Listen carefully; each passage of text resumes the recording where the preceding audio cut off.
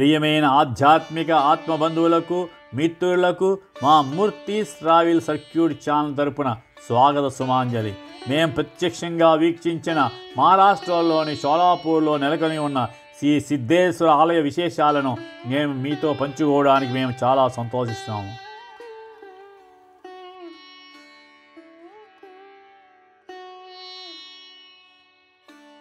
మహారాష్ట్రలోని సోలాపూర్లోని శ్రీ సిద్ధేశ్వర ఆలయం శతాబ్దాలుగా యాత్రికులను మరియు సందర్శకులను ఆకర్షించే ముఖ్యమైన ఆధ్యాత్మిక మరియు పర్యటన ప్రదేశం.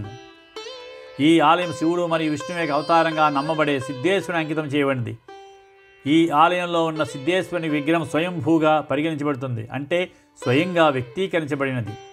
వివిధ వర్గాల ప్రజలు పెద్ద సంఖ్యలో పూజిస్తారు. ఇది ఐక్యత మరియు ఆధ్యాత్మిక సామరస్యానికి చిహ్నంగా నిలిచింది. సోలాపూర్ దాని చారిత్రాత్మక మరియు సాంస్కృతిక ప్రాముఖ్యతకు ప్రసిద్ధి చెందింది. ఇది హిందువులు మరియు లింగాయతికి ముఖ్యమైన పవిత్ర స్థలము.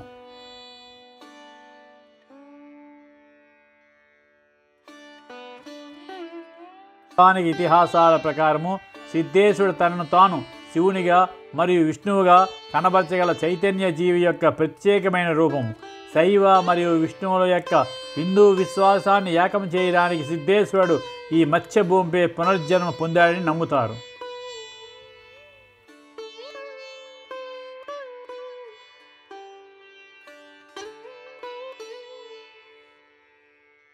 లోని శ్రీ మల్లికార్జున భక్తుడు మరియు యోగి అయిన శ్రీ సిద్ధరామేశ్వరుడు సిద్ధేశ్వరాలయాన్ని నిర్మించాడు. శ్రీ సిద్ధరామేశ్వరుడు శ్రీశైలానికి వెళ్ళేటప్పుడు సోలాపూర్కు తిరిగి వచ్చి అనేక శివలింగాలను ప్రతిష్ఠించమని అతని గురువు ఆజ్ఞాపించాడు.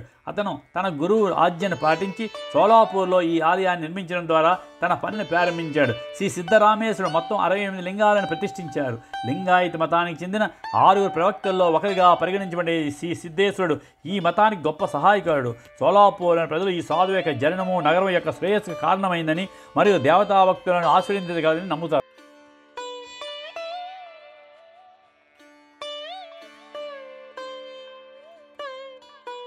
ఈ సిద్ధేశ్వర ఆలయంలో సిద్ధరామేశ్వరుడు స్వయంగా జీవసమాధి పొందాడు మరియు అతనికి సమాధిని చూడడానికి చాలామంది ప్రజలు ఇక్కడికి వస్తూ ఉంటారు. ఇక్కడ వెండి పూత పోసిన నంది విగ్రహం కూడా ఉంది. విఠోబా మరియు దేవి రుక్మిణి ఆలయము మరియు అనేక ఇతర దేవత ఆలయాలు కూడా ఈ భారీ ఆలయ సముదాయంలో ఉన్నాయి. ఆలయం లోపల అనేక సున్నితమైన నగిశీలు సందర్శకులను మంత్రముగ్ధం చేస్తాయి.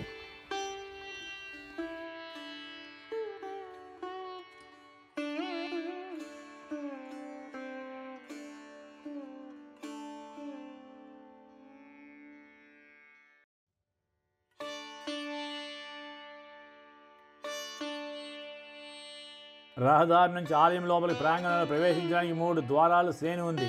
ప్రాంగణం మధ్యలో దర్శనీయుని సమాధి ఉంది. ప్రాంగణంలోని మరొక భాగం చక్కగా రూపొందించబడిన ఉద్యానవనానికి దారితీస్తుంది మరియు ఈ తోట మధ్యలో సెయింట్ నలవత్వాద్ మందిరం కనిపిస్తుంది.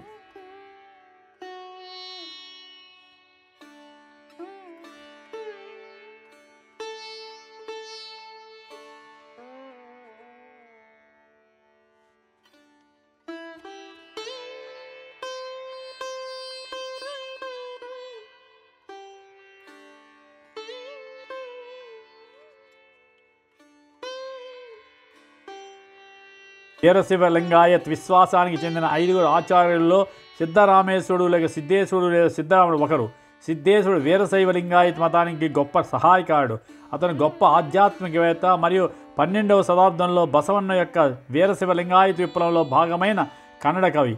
అతని తత్వశాస్త్రం మానవాళికి సేవ, కర్మయోగ మార్గము, వచన సాహిత్యాన్ని విధ్వంసు నుండి రక్షించడంలో కీలక పాత్ర పోషించారు.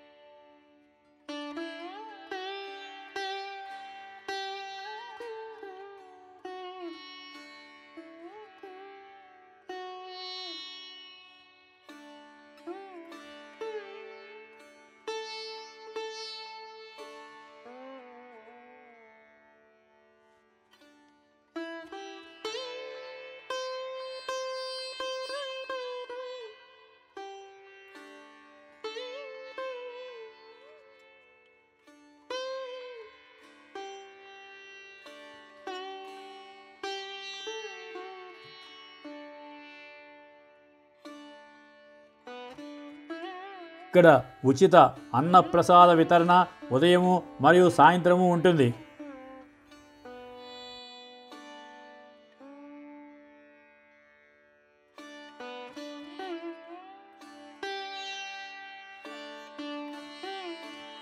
సిద్ధేశ్వర ఆలయం చుట్టూ సిద్ధేశ్వర సరస్సు అనే అందమైన మరియు పెద్ద సరస్సు ఉంది. చాలామంది సందర్శకులు రాత్రి సమయంలో ఇక్కడికి రావడానికి ఇష్టపడతారు. నీరు అందంగా ప్రకాశించే ఆలయాన్ని ప్రతిబింబిస్తుంది. ఈ సరస్సు శ్రీ సిద్ధరామేశ్వరునిచే సృష్టించబడిందని నమ్ముతారు. అన్ని పవిత్ర నదులు ఈ సరస్సులో నివసించడానికి అనుమతి కోరినప్పుడు ఇది నిజంగా పవిత్రమైనదిగా భావించే పురాణము. ఈ సరస్సులో అనేక చేపలు ఉన్నాయి మరియు స్థానికులు మరియు యాత్రికులు వాటిని పోషించడాన్ని పవిత్రంగా భావిస్తారు. అందువలన ఆలయ ప్రాంగణం వెలుపల చేపల ఆహారాన్ని విక్రయించే చాలామంది విక్రేతలను మీరు చూడవచ్చు. పెద్ద మొత్తంలో ఆహారాన్ని సరస్సుకు విసిరినప్పటికీ దాన్ని సరిగ్గా నిర్వహించడము మరియు శుభ్రంగా ఉంచడము ఇక్కడ ప్రత్యేకత. సిద్ధేశ్వర సరస్సు వద్ద ఉన్న శ్రీ సిద్ధేశ్వర దేవాలయం యొక్క నిర్మలమైన పరిసరాలు ఈ ప్రాంతం యొక్క వారసత్వము మరియు అభ్యాసాల గురించి తెలుసుకోవడానికి అవకాశాలతో పాటుగా అందిస్తాయి. స్థానిక పర్యాటకాన్ని ప్రోత్సహించే ప్రభుత్వ కార్యక్రమాలు సిద్ధేశ్వరాలయం వంటి ప్రదేశాలను కూడా హైలైట్ చేశాయి. ఇది మెరుగైన దృశ్యమానత మరియు ప్రాప్యతకు దారితీసింది.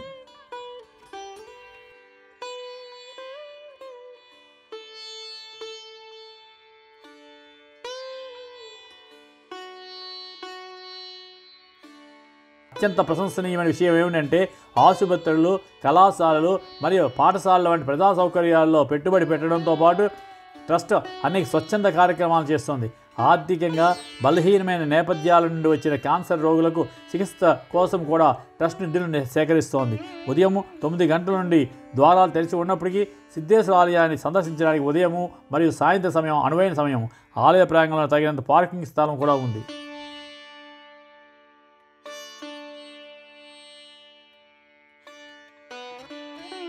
సోలాపూర్ మహారాష్ట్రలోని అన్ని ప్రధాన నగరాలకు రైలు మరియు రోడ్డు మార్గాల ద్వారా బాగా అనుసంధానించబడి ఉంది. సోలాపూర్ రైల్వే స్టేషన్ నుండి కేవలం 2 కిలోమీటర్ల దూరంలో ఉన్నందున స్థానిక రవాణా ద్వారా ఈ ఆలయాన్ని సులభంగా చేరుకోవచ్చు. ఆలయానికి సమీపంలో రెస్టారెంట్లు మరియు వివిధ బడ్జెట్ హోటల్స్ కూడా ఉన్నాయి.